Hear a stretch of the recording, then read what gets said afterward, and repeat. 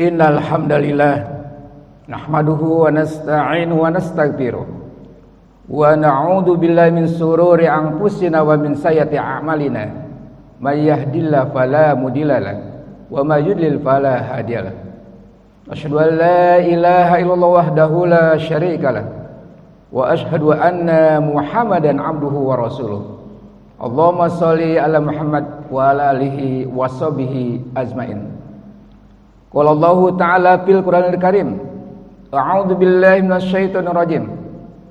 Ya ayyuhalladzina amanu taqullaha haqqa tuqatih wa la tamutunna illa wa antum muslimun. Ya ayyuhalladzina amanu taqullaha wa qulu qawlan sadida yuslih lakum a'malakum wa yaghfir lakum dunubakum wa may yuti'illah wa rasul faqad faza fawzan 'azima.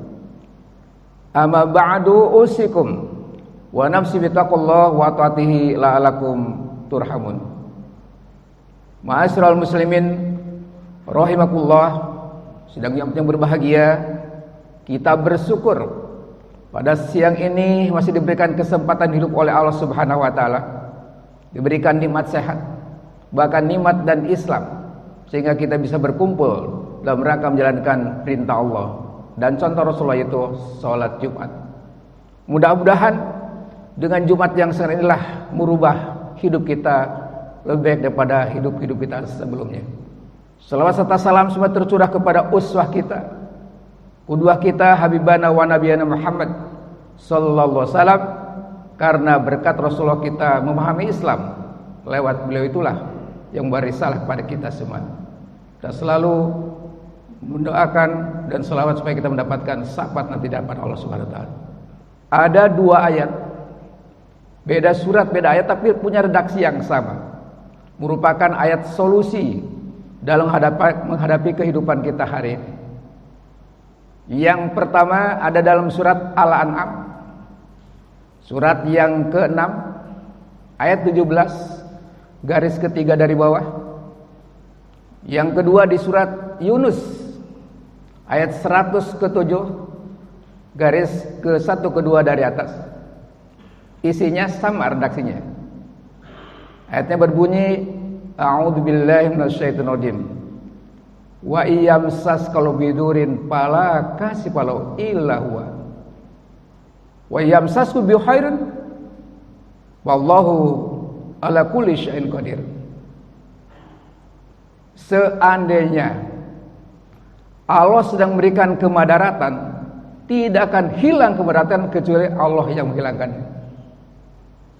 Tapi ketika Allah memberikan kebaikan, Allah lah Maha berkuasa memberikan kebaikan. Itu yang surat Al-An'am. Yang surat Yunus, wa iyamsaskal bidurin fala kashifalahu illa huwa. Wa yuridu bin khairin fala radda li fadlihi yusibu bihi ma yasha. Wallahu ghafurur rahim. Seandainya Allah menimpakan kemadaratan, tidak akan hilang kecuali Allah hilangkannya. Tapi ketika Allah memberikan kebaikan kepada seseorang, rakyat atau bangsa, maka tidak ada yang bisa menolak kalau Allah sudah memberikan kebaikan. Karena Allah memberikannya kepada siang Allah kehendaki. Dan Allah Maha Pengampun lagi Maha Penyayang. Hari ini yang kita rasakanlah kemadaratan kesehatan.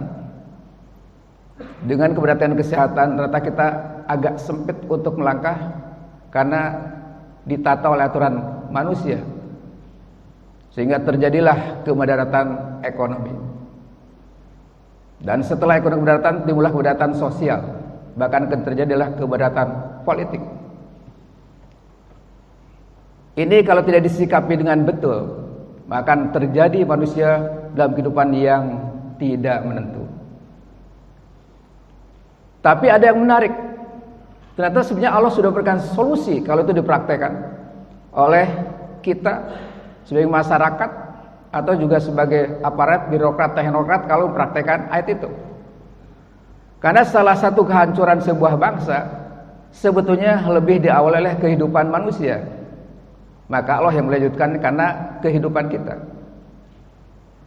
Karena seluruh kerusakan karena ada tangan manusia. Itu yang ada dalam surat yang ke-17, surat Al-Isra ayat ke-16 garis ketiga dari bawah. Ini sebenarnya merupakan solusi kalau dipraktekkan. Tapi berat, kenapa? Karena ada yang tersinggung dengan ayat ini. Wa idza aradna anuhlikal qaryat amarna mutrafiha fafassaqofiha fahaqal qalu pada marhut tadmiro. Seandainya Allah ingin menghancurkan sebuah negeri, Allah sudah nyuruh pada orang yang hidup mewah di negeri itu supaya mentaati Allah dan Rasul. Tapi orang itu malah berbuat fasik. Maka pantas begitu aku hancurkan sehancur-hancurnya. Ternyata penyebab kehancuran karena ada kefasikan manusia. Siapa yang dimaksud mutrafiha? Orang yang hidup mewah, tentunya yang punya kelebihan. Kelebihan keuangan, biasanya pengusaha, kelebihan kekuasa, bisa penguasa, atau kelebihan ilmu ketika tidak dapat sinar ilahi, menjadi hamba yang soleh di mata Allah Subhanahu wa ta'ala. Maka hari ini marilah kita cek apakah saya, bapak, saudara termasuk yang fasik. Dalam kesempatan ada 3 ciri orang yang fasik. Berdasarkan surat yang ke-59 Al-Hasr ayat yang ke-19 garis ke-5 dari atas, Allah berfirman, wala takunu kalladzina nasullaha fa'ansahum anfusahum ulaika humul fasikun. Kata Allah, janganlah kalian menjadi manusia yang lupa sama Allah. Nanti Allah akan melupakan dirimu sendiri, dan itulah orang yang fasik. Ternyata orang fasik itu adalah orang yang lupa kepada Allah Subhanahu wa ta'ala.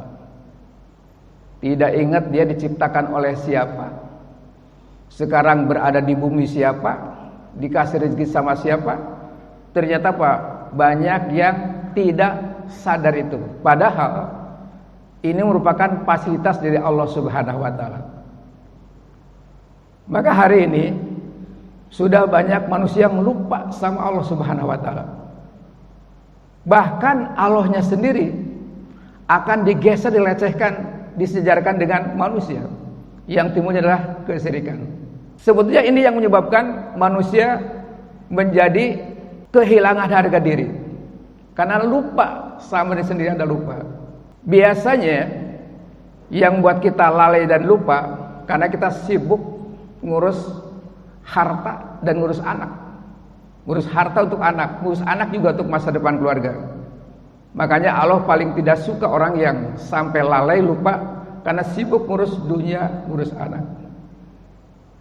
Surat ke-63 ayat yang ke-9 Allah menyatakan, ya ayyuhalladzina amanu la tulhikum amwalukum wala auladukum an dzikrillah wa may yaf'al dzalika faulaika humul khasirun.